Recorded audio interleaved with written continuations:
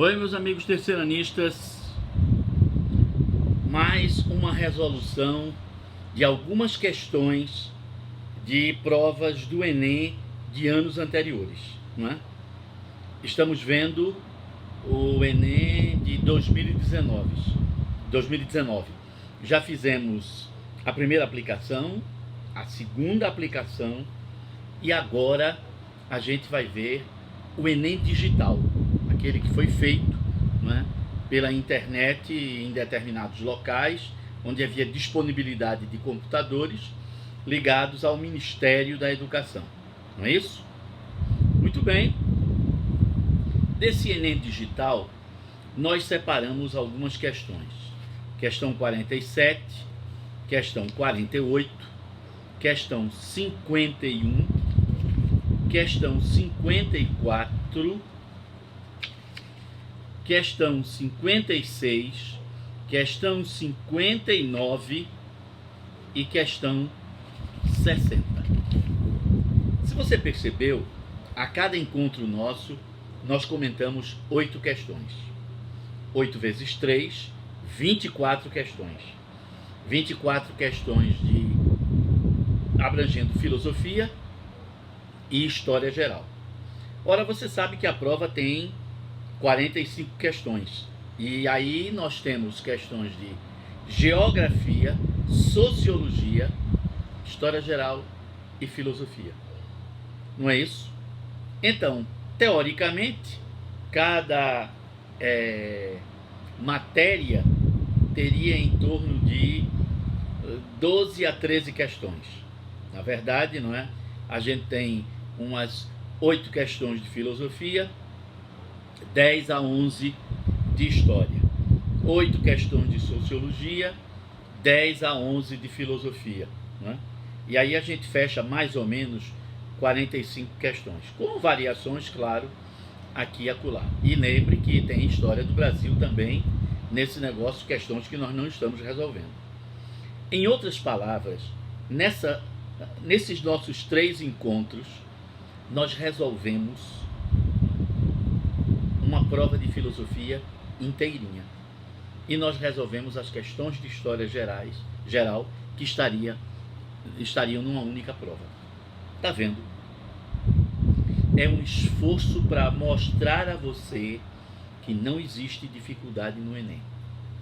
E é resolvendo questões, treinando questões, que a gente fará uma boa prova. Vamos então a essas questões. Você já está aí com as questões disponíveis. Como sempre, eu imprimo o material, porque eu anoto, não é? Eu coloco indicações para eu comentar, não esquecer nada do que a gente pode dizer sobre isso daí. A questão 47, Enem digital.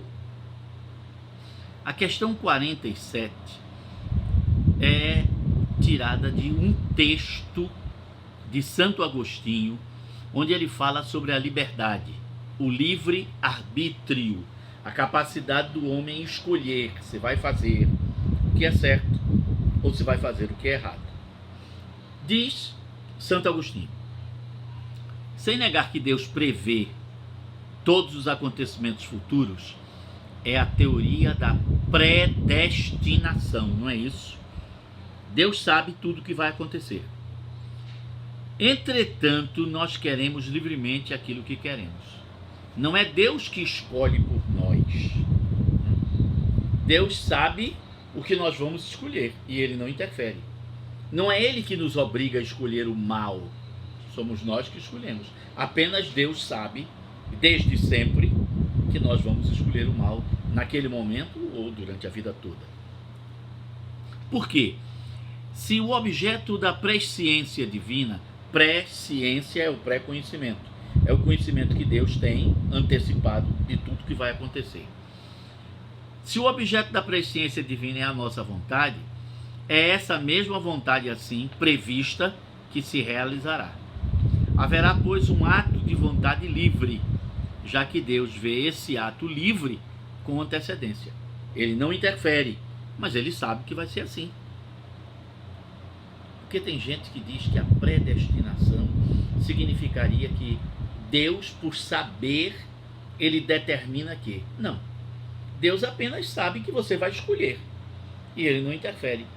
Seria mais ou menos assim como um pai que, vendo o filho com um prego na mão e vendo o filho com o prego indo em direção a uma tomada e enfiando o prego no buraco da tomada, ele tem 50% de chances de enfiar no lado positivo ou no lado negativo. Se ele enfiar no lado negativo, não acontecerá nada. Mas se ele enfiar no lado positivo, ele vai levar um choque. O pai não faz nada. Deixa o filho ir até a tomada com o prego e enfiar o prego no buraco. Não. É isso que Santo Agostinho está dizendo. Essa discussão proposta por Santo Agostinho indica que a liberdade humana apresenta o quê? Letra E. Apresenta uma autonomia irrestrita. Não, irrestrita não. Porque você sabe que não pode fazer o errado. Faz, mas sabe que não pode. Que existirá castigo. Então não é uma coisa irrestrita. Utilização facultativa. Pode ser ou pode não ser. Não. A liberdade não é pode ser e não pode não ser. A gente estudou que liberdade, não é a capacidade exclusivamente humana de escolher entre várias opções uma a seguir.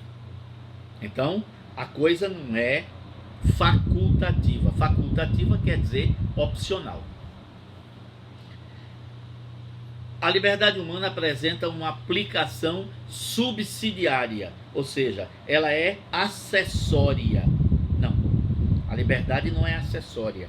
A liberdade é uma capacidade humana. Não é uma qualidade que a gente acrescenta aos seres humanos. Todos os seres humanos nascem livres. Está escrito na Constituição, está escrito na Declaração dos Direitos Humanos. Deus, quando criou o homem, criou assim. Eu estou falando como um teólogo, claro. Né? Não estou dizendo que eu acredito em Deus ou que acredito que Deus fez assim. Lógico, fora da sala de aula, eu posso acreditar em Deus. Aqui numa aula de filosofia, não é aula de religião. Eu estou apenas raciocinando como um teólogo cristão raciocinaria. Competência absoluta. Não, a liberdade não tem competência absoluta. Você não pode fazer tudo o que você quer. Existem os limites da moral e existem os limites da lei. Não pode. Aí vem a letra A. A liberdade humana apresenta uma natureza condicionada. Existem condições para permitir que você seja livre. Não é isso? Você não pode fazer tudo o que você quer. Existem limites. Letra A, portanto, para a questão 47. Questão 47, vamos ver se a página ficou grudada. Tem uma página grudada aqui. Questão 48, questão bonita. Tem uma imagem, não é, de uma pintura de Jean-Louis David, pintor francês, não é, da época da Revolução Francesa e da era napoleônica. E ele, não é, era um revolucionário, um jovem pintor revolucionário, aderiu à Revolução Francesa e foi pintor oficial da corte de Napoleão Bonaparte. Davi, então, fez, entre muitas pinturas de Napoleão, a pintura onde ele representa Napoleão coroando a esposa dele como imperatriz da França, Josefina. Né? Veja que Napoleão está segurando a coroa imperial e diante dele, junto de Napoleão, uma série de membros da igreja. Veja, quem está coroando Josefina não é a igreja, nem o bispo, nem o papa, que aliás estavam presentes, o papa da época, né? Pio VII, estava aí na coroação. Tanto Napoleão se autocoroou, ele colocou a coroa, tomou a coroa da mão dos papas e botou na própria cabeça e coroou a esposa, para indicar claramente: quem manda aqui sou eu. Nenhum poder está acima do poder de Napoleão. Esse é o recado que você vê nessa pintura aí de Jean-Louis David. O gesto representado no quadro simboliza uma diferença entre o Império Napoleônico e a monarquia absolutista. Qual é a diferença? Vamos começar com a letra E. Desrespeitar a propriedade privada. O quadro de Davi não tem nada a ver com isso. Não tem nenhuma cena aí de propriedade, de feudo, de, como é que se diz, de empresa, de loja, de qualquer coisa sendo tomada, confiscada. Não existe isso. Letra D. Suspender as pensões da nobreza. Você está percebendo? Toda questão, ela tem o que a gente chama de alternativas distratores. São aquelas alternativas que não tem nada a ver com a resposta. Então, elas são absurdas. Você identifica logo. Isso não tem nada a ver com o quadro. Letra C. Controlar a organização judiciária. Aí eu precisaria de ter juízes nesse quadro. Cadê os juízes? Não, eu estou vendo bispos pela roupa, segurando cruzes. Tem um ali no cantinho segurando um báculo. Báculo é o cajado de pastor. Né? Letra B. Instaurar a censura à imprensa. Eu precisaria estar vendo Napoleão mandando queimar jornais, ou Napoleão prendendo jornalistas. Não tem nada disso. Eu tenho Napoleão e padres e bispos, e todos estão, como se estivessem com medo daquele gesto de Napoleão. Olhe para os rostos. Letra A. Napoleão reduziu o poder do clero, submeteu o clero à sua vontade.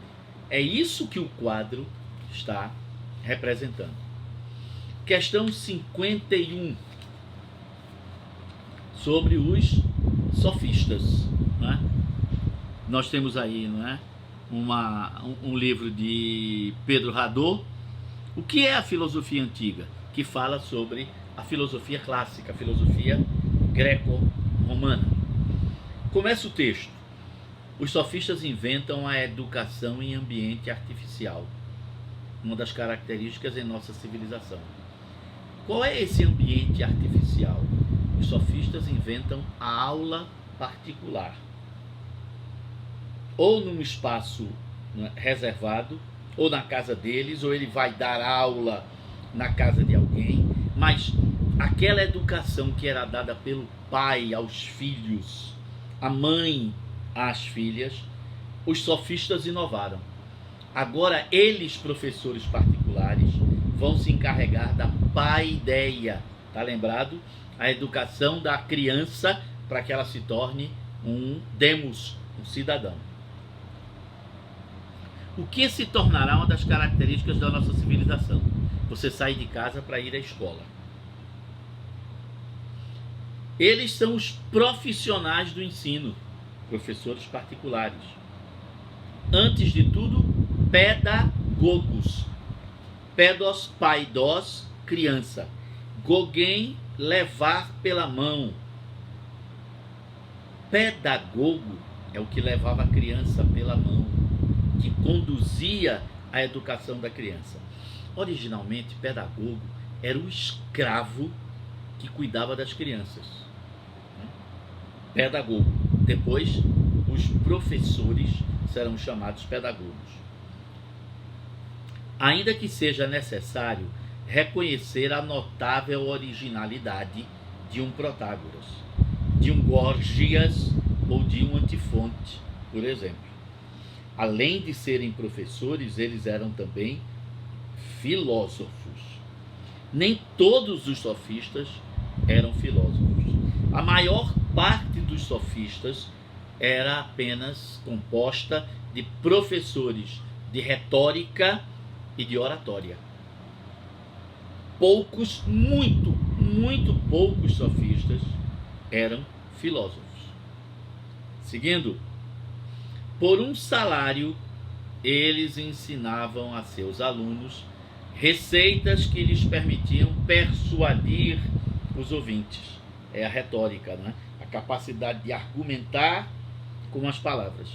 Defender com a mesma habilidade o pró e o contra de uma determinada demanda, de uma determinada questão.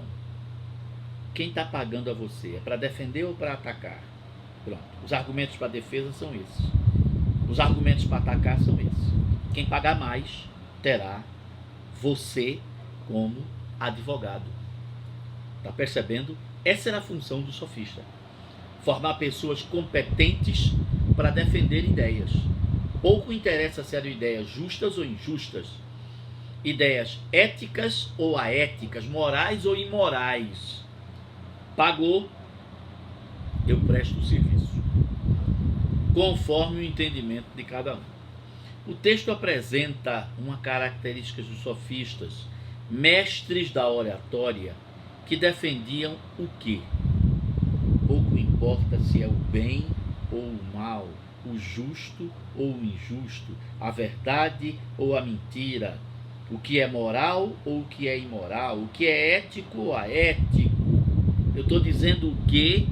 Que não existe padrão, que não existe uma verdade absoluta. Eu estou defendendo o relativismo, exatamente. O relativismo. Não existe um padrão referencial para o comportamento, para as ideias, para a verdade. É isso que torna os sofistas mal vistos pelos filósofos tradicionais, em especial por Sócrates e por Platão, que terminaram dando aos sofistas uma fama de desonesto, cabra safado, vagabundo, mentirosos, hipócritas.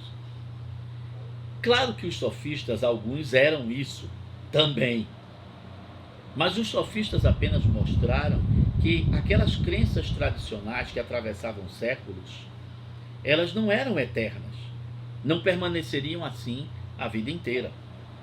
O relativismo, não um relativismo absoluto, mas a gente sabe que numa sociedade, existirão algumas verdades que com o tempo desaparecerão. Então é o relativismo que os sofistas defendem. Letra B de bola, está aí escrito. Os sofistas defendiam a ideia do bem. Para eles existe o bem, pode existir o mal, o certo e o errado. Letra C, defendiam a ética aprimorada pela virtude, não. É um comportamento aético. Pode ser bom, conforme a ocasião, pode ser mal,